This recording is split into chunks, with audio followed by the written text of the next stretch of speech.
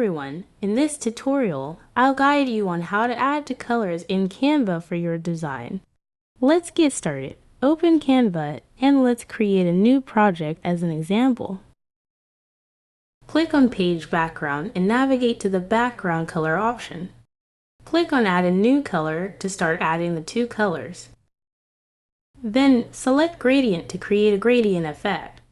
Choose the color style that you prefer. Next, click on the first color and select a color of your choice.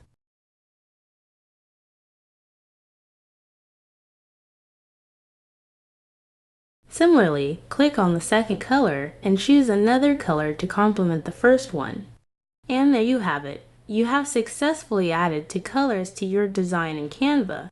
If you found this tutorial helpful, please consider giving this video a like and subscribing for more tips. Thank you for watching.